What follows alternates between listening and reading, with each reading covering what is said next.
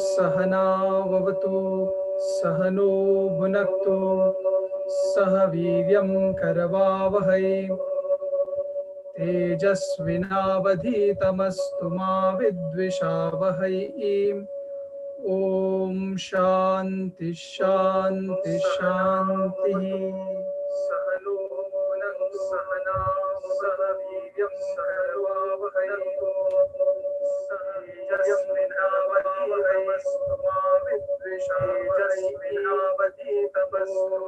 I am hearing echo of my own sound.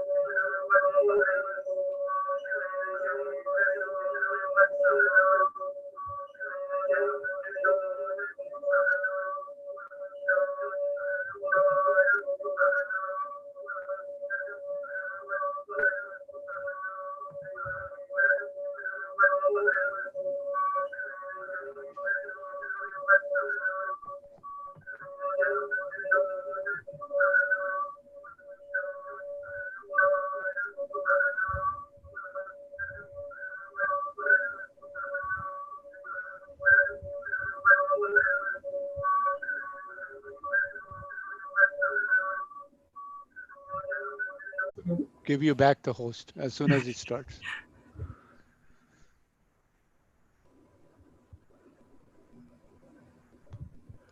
Where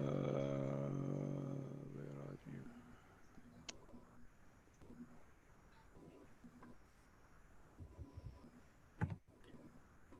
I made you co-host, so you should be able to share. Okay, wonderful.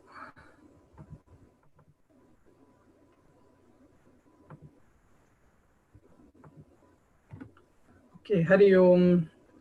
So sorry for that technical glitch. We have been seeing, or we started seeing last week, the topic of Dryshya, Viveka. And, especially today being the 4th of July week, I'm sure not many people may be able to attend because of family or some other holiday commitments. But the reason why I did not want to not have a class is because it is said that you should never have a Dvitiya Vicheda. The second class, whatever it may be, should not be paused or broken or not happen. If it happens, then it creates lots and lots of obstacles in the completion of the text. So therefore, because we fall in the holiday time period, I did not want to not have a class. So I apologize if it's an inconvenience for any. But nonetheless, we will continue with the class. So last week, we started seeing the topic of Dryshya, and Viveka. A discrimination that we do between seer and seen. What is the importance of this is because in many normal situations, we do discrimination. And those discrimination sometimes matter, sometimes don't matter. If you do a discrimination between, should I eat a potato or should I eat an avocado? It doesn't make a difference. You can have a discrimination like that, but ultimately it doesn't make a difference. You can say, oh, no, it makes a difference. It factors into the calorie that I'm putting in. Sure. But overall, it doesn't make a difference. But then there are certain discrimination that we do that do make a difference. Should I Should I exercise or should I not exercise? And that makes a difference in the long run, because if you don't, your body is not going to be healthy. Should I make a decision for a business purposes or should I not?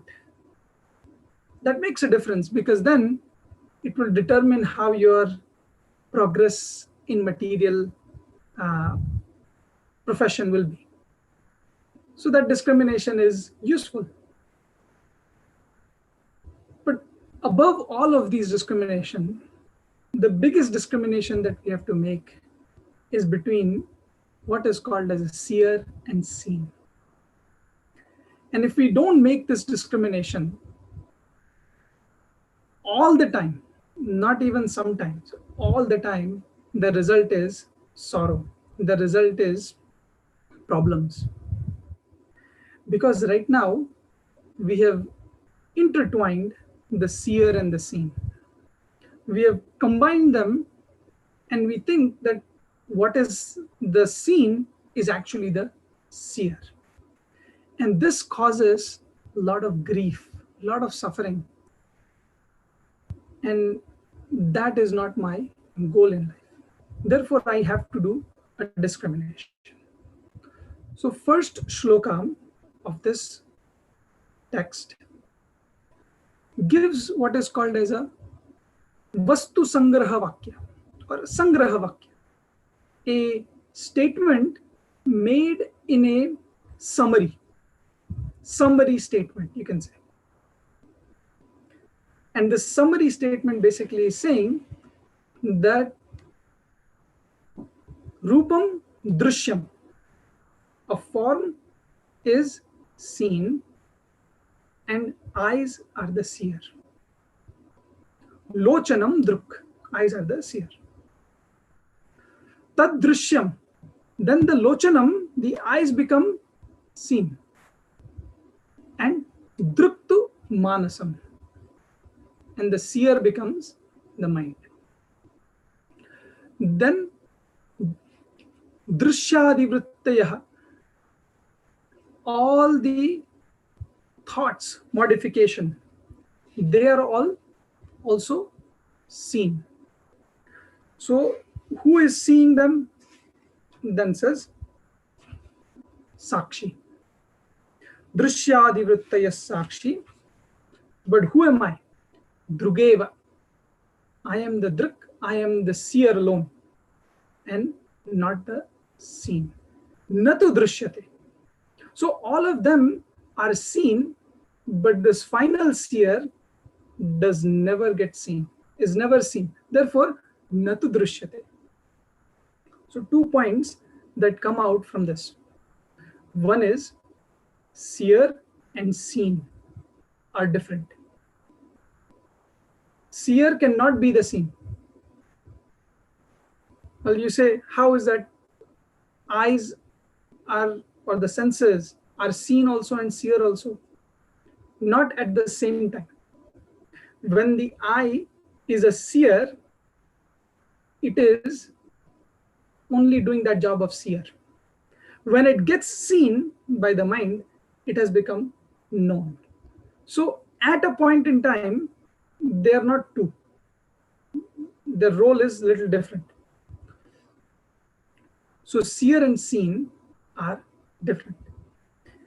Then second point also that comes out from this is, I am not the seen, I am the seer. And this is the most important part that we have to know from this.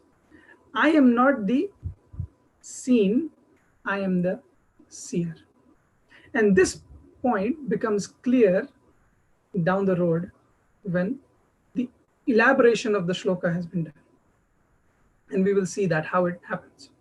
So this much we had seen. Now each shloka 2, 3, 4, and 5, each are covered as a elaboration of this first shloka. Therefore, this shloka is called as Vastu Sangraha Vakya.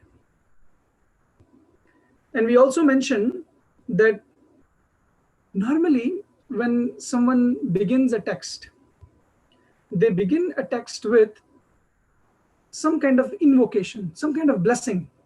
Why would you start without a blessing? The only people who start is when they have ego, when they have a lot of ahankara, that I do, I know, I don't need anybody's blessing. But in our tradition, it is not like that. In this tradition, we always start with some form of prayer, some form of recognition of the Guru, of the Bhagwan to begin. And in this shloka, we don't find explicitly anything as such.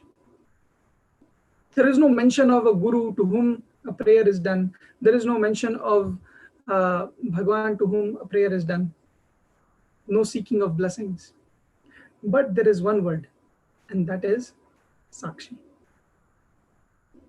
Sakshat Ikshate, one who directly sees without anything. That Sakshi. That Sakshi is remembered in this. And that's why I had said last week. In Vishnu Sahasranam also, Bhagwan is called as Jivo Vinayita Sakshi, the one who is the witness of all the jivas. Therefore, a remembrance also is done, which is an auspicious remembrance of the Bhagwan. Then we go to shloka number 2, which is the elaboration of the first part, that Rupam Drishyam Lochanam Druk. The form is seen, but the eyes are the seer. So there it said Nila, Pita, Sthula, Sukshma, Dirgha, Hraswa, Adi, Bhedataha. All of these are the differences seen in the objects. Nana Vidhani. There are of many things. There are different kinds of objects. Pashyet Lochanam Ekada. Eyes see them. Indifferentiated. I see them without changing.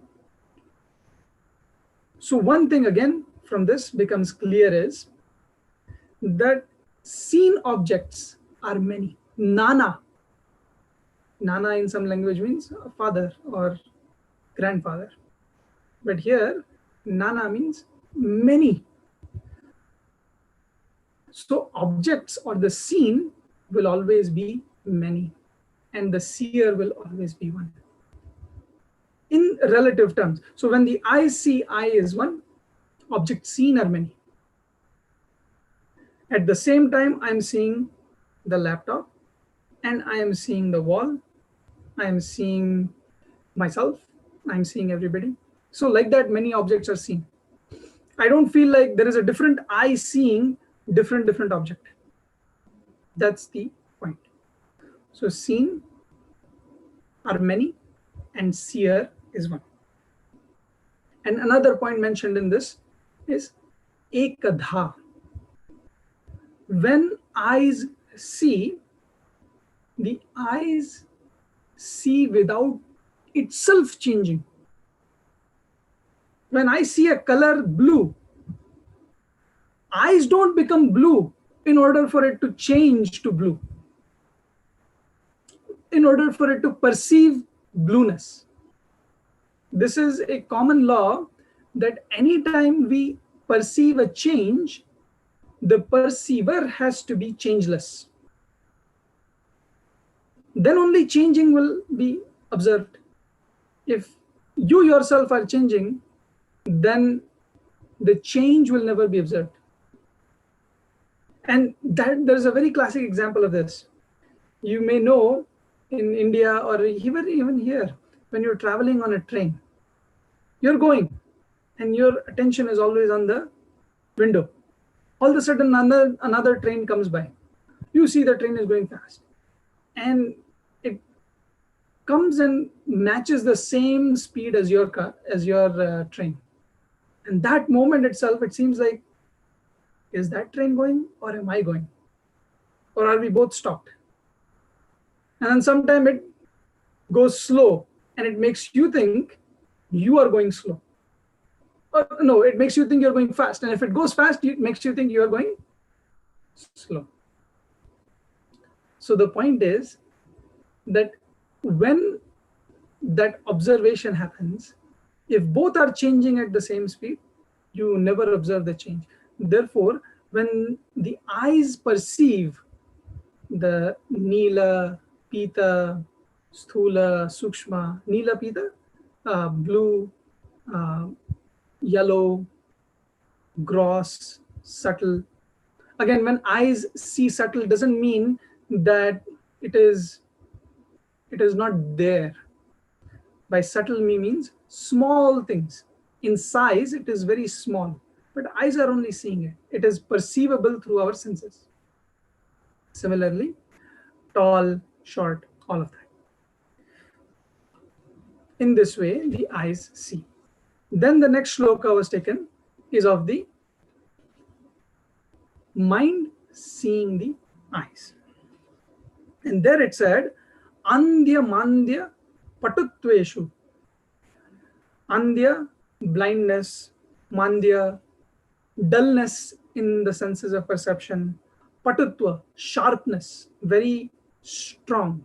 So 20/20 vision. These are Netra Dharmeshu. So again, the seen objects are many, but the seer mind is one. Mind is the seer of all the changes that are happening within the eyes or within the senses. It's not like that when my eyes are weaker, that there is a different mind that perceived it. But when it became completely blind, I don't even know it, because it is not my eyes, it is somebody else's eyes. Or it is a different mind that perceived it, so I don't know it. No, I only am the one who say that I was the one who was dull before, now I am blind. So that mind is one that has perceived the changes of the senses. So these changes, these modifications are many, but the mind is one in all the modifications. So that rule applies, and we will see how this rule is very important. Another thing that is also mentioned is netra dharma. How does a mind come to know what is the netra dharma? And what it is how does a mind come to know that something I am able to see very sharply, but something I'm not able to see, or something, or I don't see anything at all? How does a mind know that? So the reason is not that the doctor is telling you. Every time, we don't need a doctor to tell me that I'm going blind. I myself can assess this. And the reason being is the senses have two types of properties. One is a general property, the ability to see. And the second is the specific property. So by general property, what do we mean? Is I am able to see everything. But the specific property is I can tell what is the name written on this box. So specific property and general property, when they're working fine, we say eyes are sharp. I can read my name, Dhiren. I can read Sukumar. I can read Sudha Gautama. Like that, I'm able to read because the specific property is also working and general property is also working. Say if the specific property is not working, I know there is something here, but I cannot tell what that name is. I can tell it is written in white, but I will not be able to tell that it is this name. So that means what? My general property is working, but sharpness, the specificness, that is not working. And guess what happens when both are not working? When general is also not working and the specific is also not working, you go blind. So similarly is this idea that mind is able to know the properties of the senses. Okay. And again it says ekadha. So ekadha, it sees these properties as one. Then next shloka, which is the elaboration of mind being seen by the senses. That is number 4. No. Yes, that is number. So we will see shloka number 4 today. We didn't see that last time. So that is where we start today. We'll chant the shloka first before we begin. कामसङ्कल्प सन्देहौ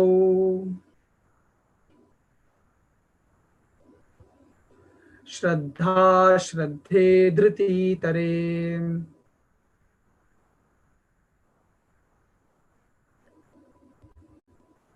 ह्रीर्धीर्भीरित्येवमादीन्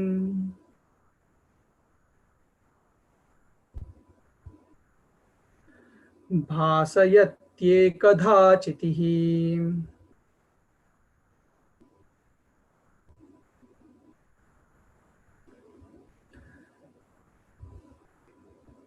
Let me switch over to the shloka.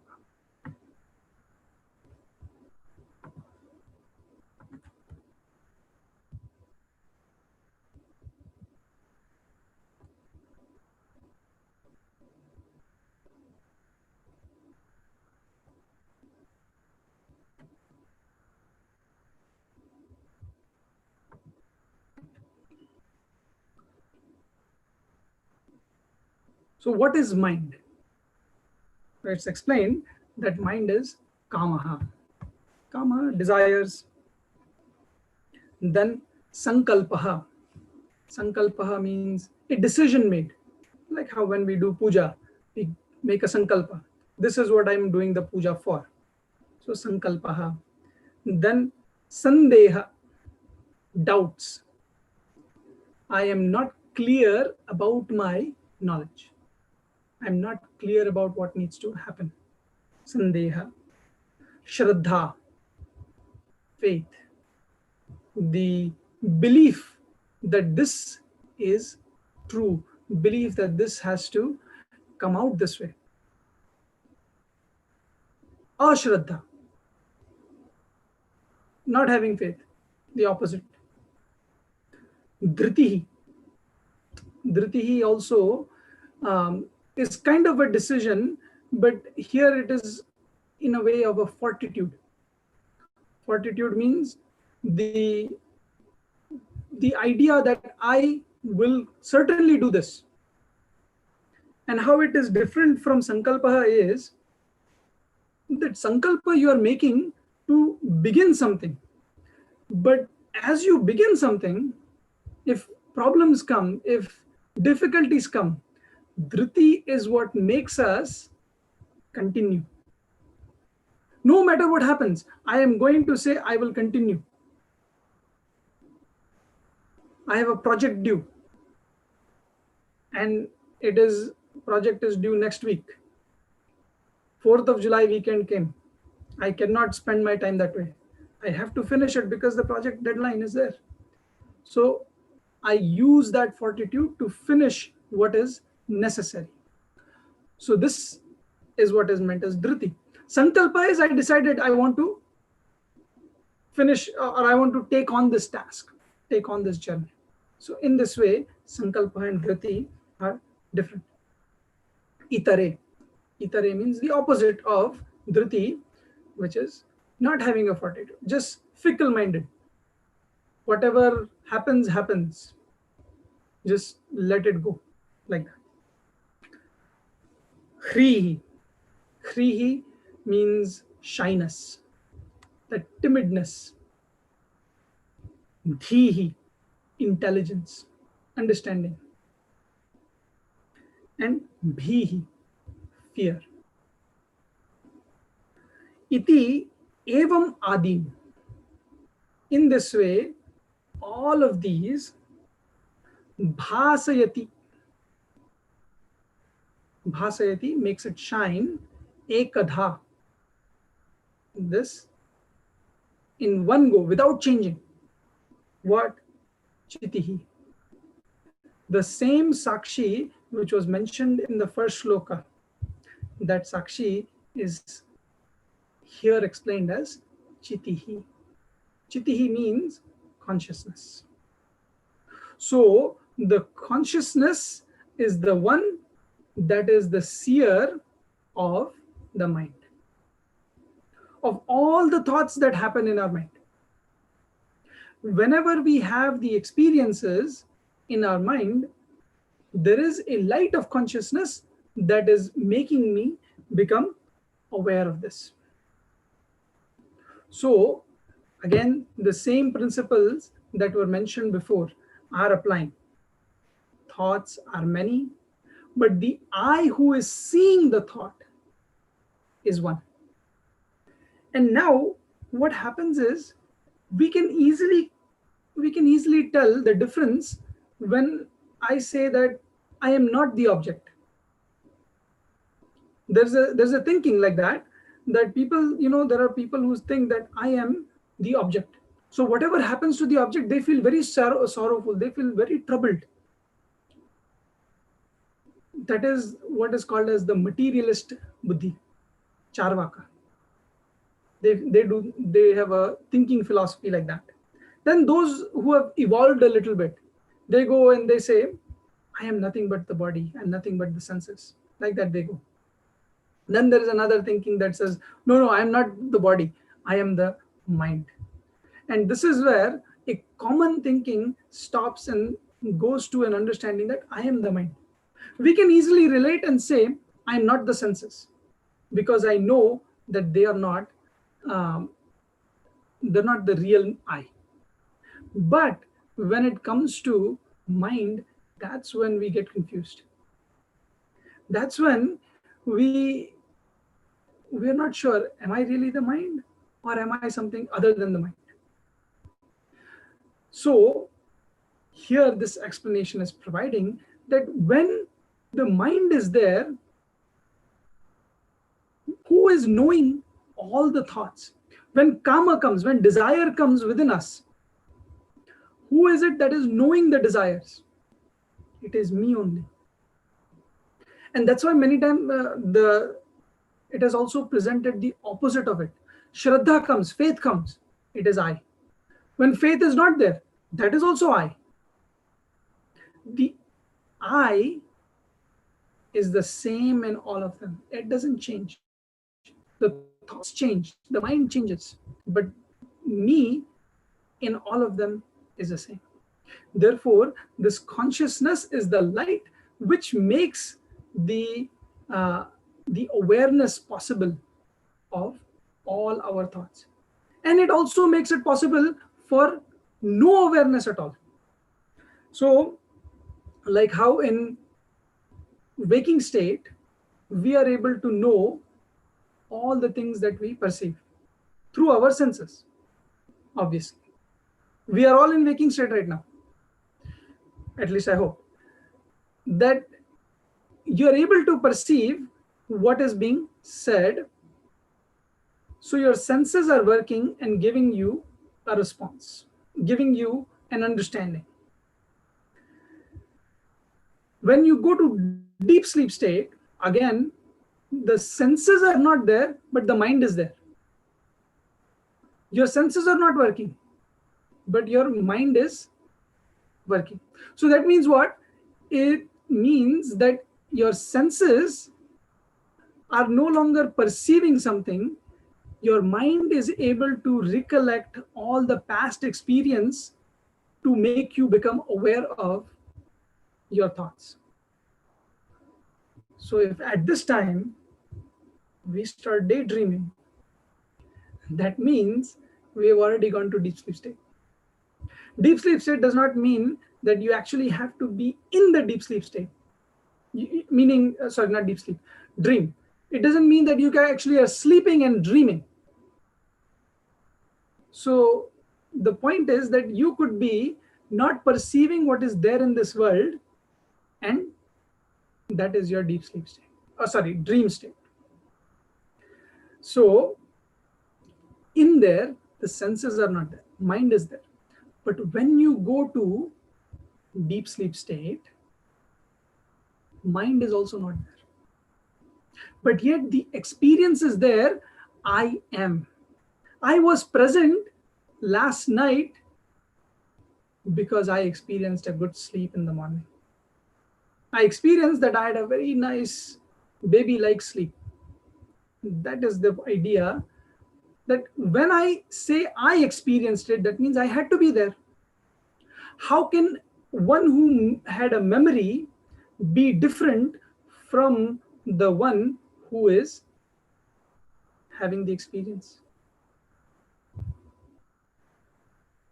You remember something. That means you were present there to know it. That is why you are recalling it at a later period in time. Right? So you are the one who turned on the computer to start this class. You cannot say, or whoever it is, but you are aware that somebody actually turned on the computer to you to be here. So that means you know you were at the moment when the computer was turned on. And if you turned it on, that you have the remembrance. So the point is, whenever experience happens, remembrance also happens. And that is one. So in deep sleep state, I know I am. Without mind being present to tell me I know I am. Mind was never there to tell me what whether I was or was not. So without the presence of the mind, I know I am. Therefore, this gives me a much better conviction, much better understanding that I am something other than the mind. Another way to look at it is, all these things that change, all these objects that change, all the mind that change, the senses that change, would you want to associate yourself with that which changes? Or would you want to be something that is changeless? And why I ask that question is because we do not like change that causes destruction, or we do not like destruction. And whenever change happens, there's a destruction of the previous and recreation of something new, or creation of something new. Therefore, the point is that in a change, I am never happy. I am happy in the changeless state. Therefore, I cannot be the changing. I cannot be the mind. I cannot be the senses. I cannot be the objects. We all know this example very well from Vedanta, rope and a snake. Snake is superimposed on the rope. But snake didn't come from somewhere to get superimposed on it. It is the rope only which is now perceived as a snake. Correct? This is the example. This same example is being applied here, that what is happening to the I, me, the self. This I, the self, is being superimposed by the thoughts of the mind. The thoughts of the mind, kamaha, desire, sankalpa, decision, sandeha, doubts, shraddha, ashraddha, all of these thoughts, they are being superimposed on me, and as they get superimposed on me, I start to think it is me only. I am the one who changed to desire. Now, as I was saying before, why this change is not so good for us is when I have the desire, it makes me excited. But when I can't do anything with the desire, it makes me feel sorrowful. When I have a sankalpa, it makes me feel good. But when I can't do anything with the sankalpa, it again makes me feel dejected. Therefore, this this change is never um, it never lets me be settled, be peaceful. And my nature is, or I want to be peaceful, I want to be happy. So change does not allow that. Therefore, it makes it easier for me to understand that I am not these mind. And that is, I am the chitihi, that which makes all of these shine. Now, this poses one question. There's a succession of this idea. There's a seer and a seen, seer and a seen, seer and a seen. Why cannot we say that sakshi, this chitihi, this consciousness also gets seen? Okay. Why can't we say that? Now, in order for that to happen, two things has to be there based on the logic that has been presented thus far. Two things has to be there. Either the seer is borrowing the seeing from something, or it is independently the seer, right? Like how the senses are borrowing its seership from the mind, because if the mind is not there, senses cannot function, right? So if we say that the consciousness that is seeing the mind, that consciousness is seen by another consciousness. If we say that, then we will fall into what is called as infinite loophole, because then that consciousness also has to be seen by somebody. That consciousness also has to be seen by somebody, because it is continuously borrowing the consciousness for somebody. So like that, it will be endless, and that logic doesn't make sense. That cannot be a logic given that it is like that. Also, we cannot say, and if we say yes, it is independent, so the moment we say it is independent, then guess what? The argument is over. Then the moment it is independent, it can never be seen by somebody else. It is the final seer. Another way to say, or another way to think about this also is, why can't I say that I see you, you see me? Right? I am the consciousness. I am this Atma. And this Atma sees the Atma there. Why can't I say that? Why can't I say that will work? Because when I say I see, I am not seeing you, the Atma. I am seeing the body. I am seeing the mind. I am seeing the reflection that is happening because of the consciousness. Eyes cannot see that. Eyes will never be able to see that. Mind also will never be able to see that. So the point is that I can never see this. And the moment I say I see that, that becomes seen. And there is another property, that that which gets seen is subject to destruction. Yat drishyam tat jadam. There's a statement like that. That which is seen is inert. You look at objects, whatever it is, name, form, all of that, it is inert.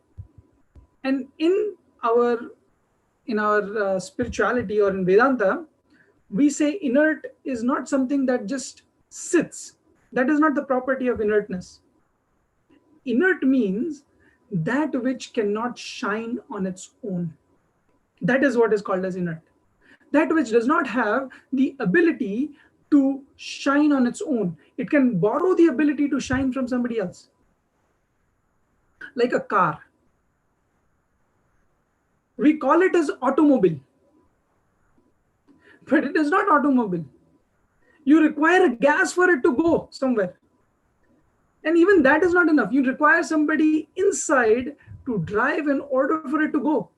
So where is it automobile? How is it auto? So the point is that it is nothing but a body. It is nothing but a piece of material that has been built. Like that is this body, this mind. It by itself has no purpose. Okay. So therefore, when we say that consciousness sees consciousness, that does not put into a logic. Another argument that can be made is, if say we say that consciousness sees another consciousness, then what happens is there is a transaction happening. There is a action of seeing, and there is a performer of action, somebody doing an action, right? So there comes a transaction, and the self is above transaction. It doesn't get involved in it. If it gets involved, how can you say the self is sakshi? How can you say it is the witness? You cannot say it is a witness. So the point here is that in order for the consciousness to not come in the realm of transaction, it has to stay away from the transaction. And by making it the part of seer and seen, we make it as transactional. Even the mind, it is not seeing like how the mind is seeing the senses. When consciousness sees the mind, it is not seeing in a way that the mind sees the senses or the senses see the object. So it is very important for us to note that consciousness is not seeing mind. Consciousness is just merely present, and with its presence, things get seen, things get perceived. And in later portion it will come, how is it possible that there is a knowledge happening? What makes this possible? So that will come. Okay. So now, in order to further elaborate on this idea, the final of the shloka, which says, Druk eva nat drishyate. This druk, this seer, the sakshi, this chitihi, consciousness, never gets seen. Why does it never get seen?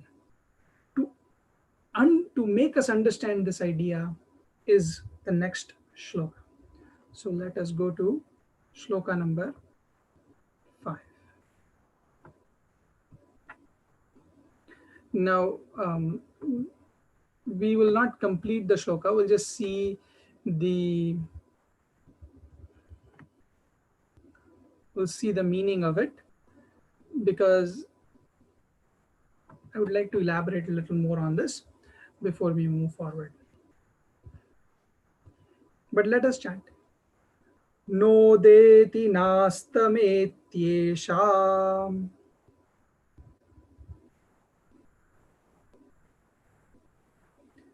na vruddhim yati na kshayam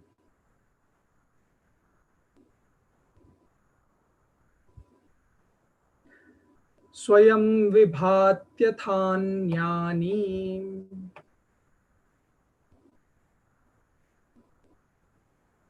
bhasayet sadhanam vina.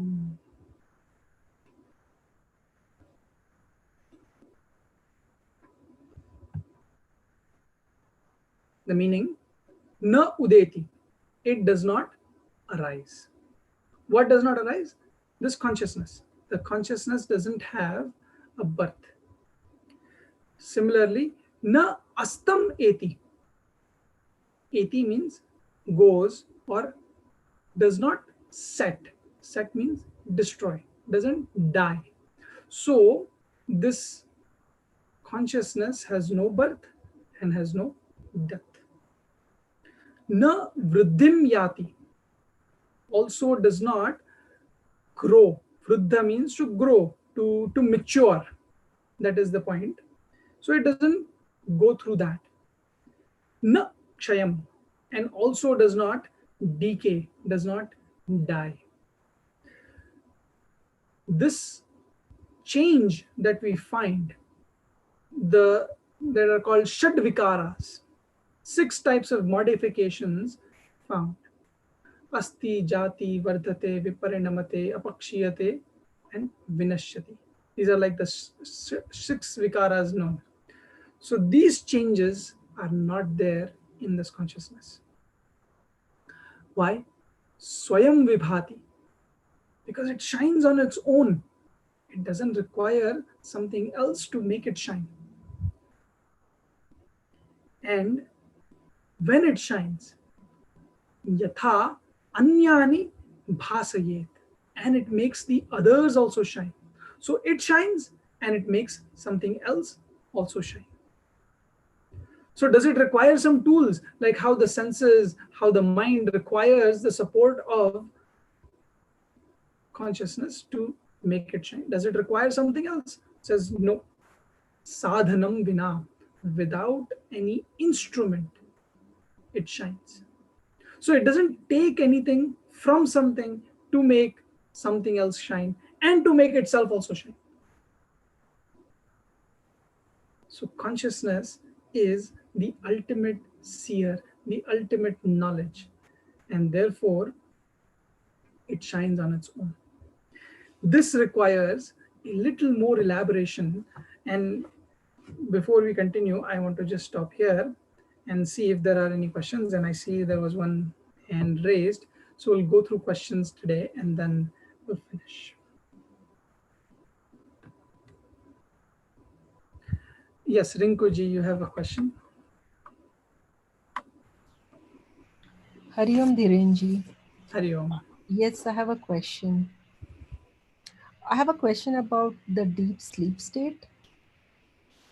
So, on giving it further thought, I realized that when I wake up in the morning, I'm just aware of 2 things. One is that I didn't sleep well because I dreamt a lot. And the second is that I slept well. So, it's my mind that recalls that I didn't sleep well because I was dreaming. I might not remember the dream, but I do remember I was dreaming. So, based on that,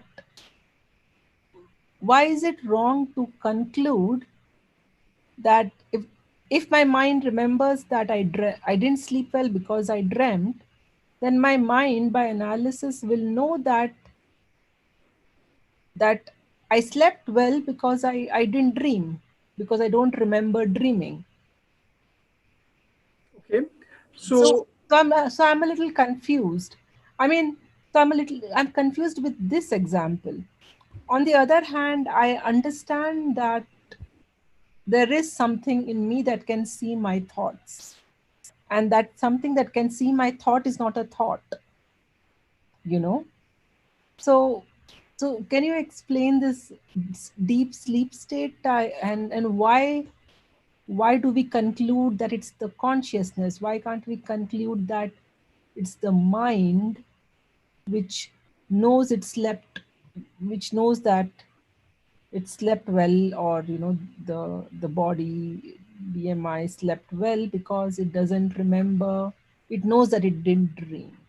right, And I know the mind is dormant in the deep sleep state, but after we wake up it's no longer dormant. right. So So when you say that I did not sleep well, that means that the mind was trying to sleep, but there was agitation which caused the mind to not sleep. That means what? Mind was present. So because the mind was present, therefore it understood the agitation. Right?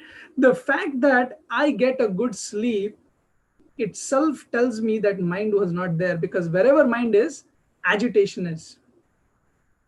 Now, why do we conclude that it is the consciousness and not the mind that is present during deep sleep state? Is because when the mind is, the state of deep sleep is, you do not experience objects, you do not experience time, and you do not experience space. These three things are not there at all. And this is the common experience of all deep sleep state. One cannot say that, I went into deep sleep, but I was just doing moj maja. I was having nice laddu and everything. That experience is not there. Unless they have visited a lot of mental hospital, but that experience is not there. So therefore, object, time, space are not present in deep sleep state. And in order for mind to operate, it requires object, time, space. Therefore, we say that mind is not present in deep sleep state. So if mind is not present, then how can it experience that it was going through this experience of bliss? How can it know that it was there? Mind doesn't know it is there. But during that time, the mind was experiencing nothing. So what we say is, in deep sleep state, mind goes to the causal state. It becomes the seed. Like how a seed is there of a tree, it becomes in that seedal form. So because it becomes that, it experiences nothing. But because it experiences nothing, I come to know the experience of deep sleep state as I don't know anything. But I was there and I enjoyed it. So this I who is saying I was there, I enjoyed it, that I cannot be the mind I, that cannot be the thought I. It has to be the consciousness I.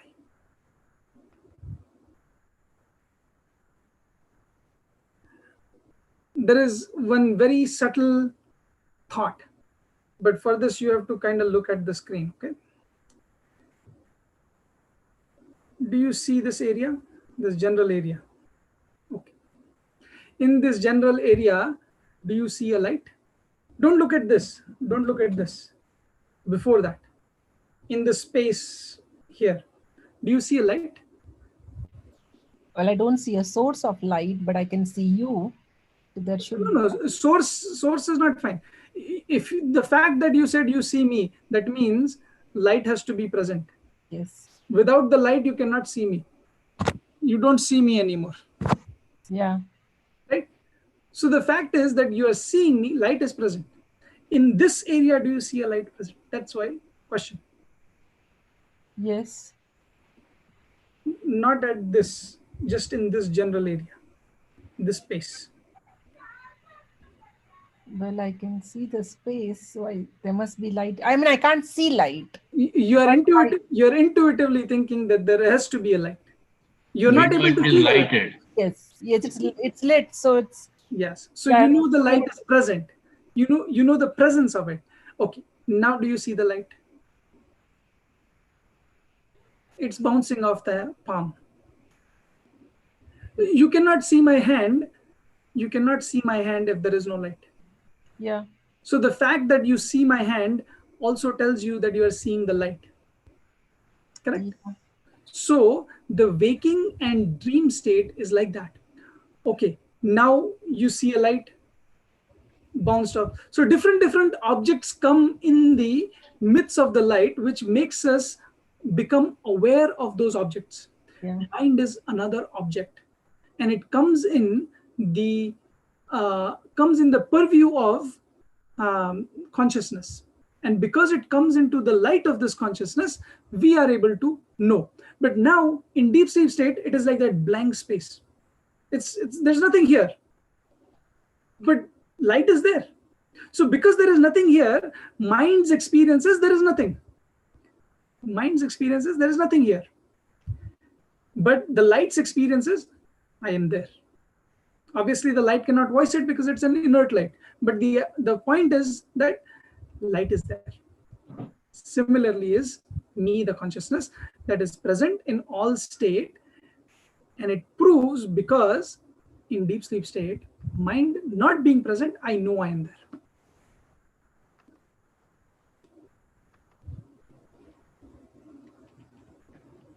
Yeah, thank you, Dhirenji.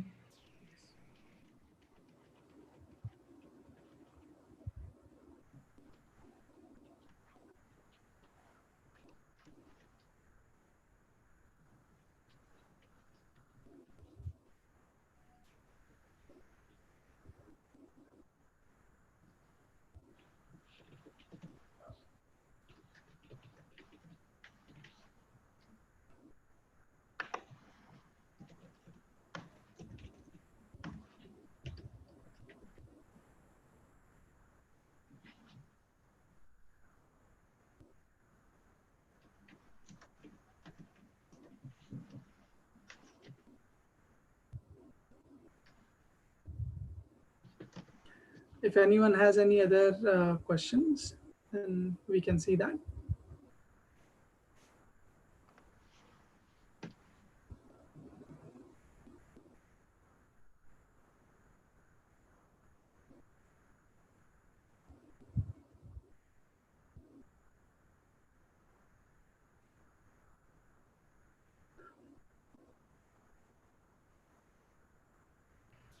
Dhirenji, I have one more question if nobody Yes. has. Okay, go ahead, Rinkuji. Uh, Then is there Shivaji anybody? afterwards. Yeah, please. I mean, I can wait. Let the other person get a chance. Hari Om, Dhirenji. Hari Om. My question is, where does the intuition comes into play here? Where do you bring in intuition and the consciousness and awareness? Are they all the same? Or how do you differentiate? Yes.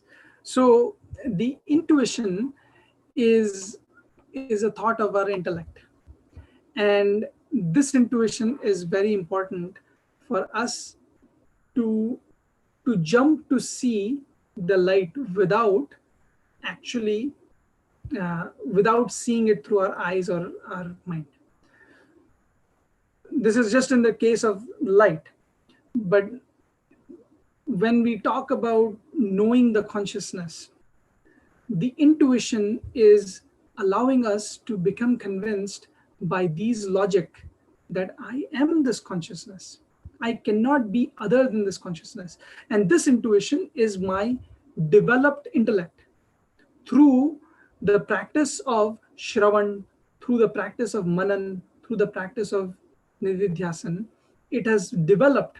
And there will be shlokas that will come which will tell us how one progresses from Shravan, Manan into Nididhyasan, into into Savikalpa and Nirvikalpa Samadhi. So like that, the progression will be explained. And from Savikalpa to Nirvikalpa, one goes, that intuition allows them to stay in Savikalpa.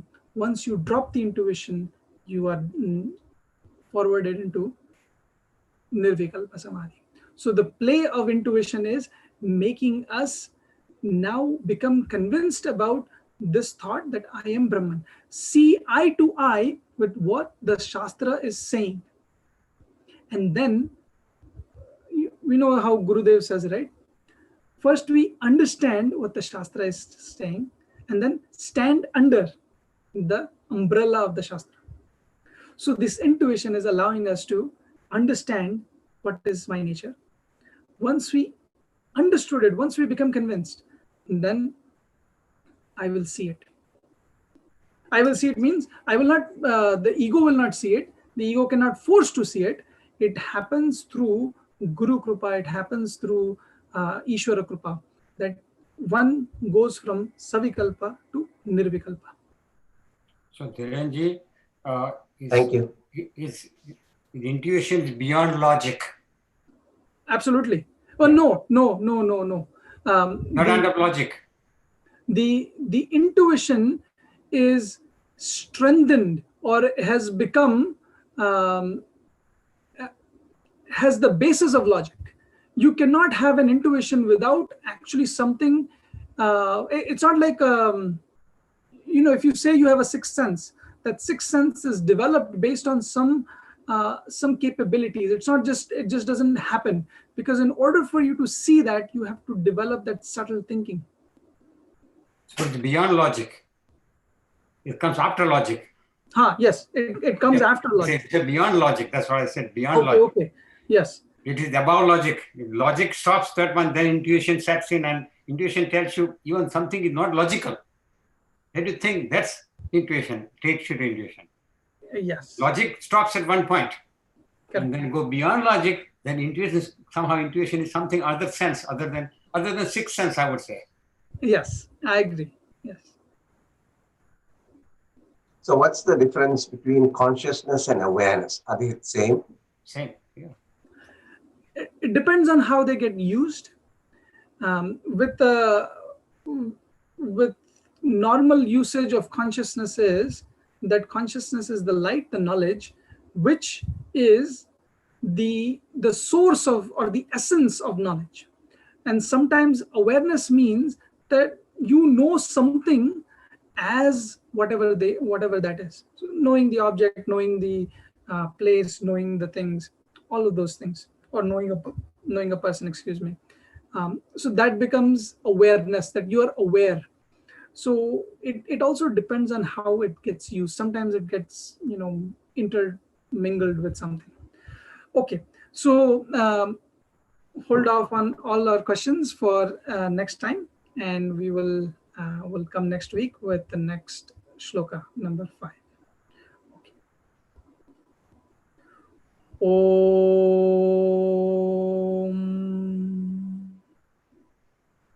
Purnamada Purnamidam Purnat Purnamudachyate Purnasya Purnamadaya Purnameva Vashishyate. Om Shanti Shanti Shanti. Harihi Om Shri Gurubhyo Namaha. Harihi Om.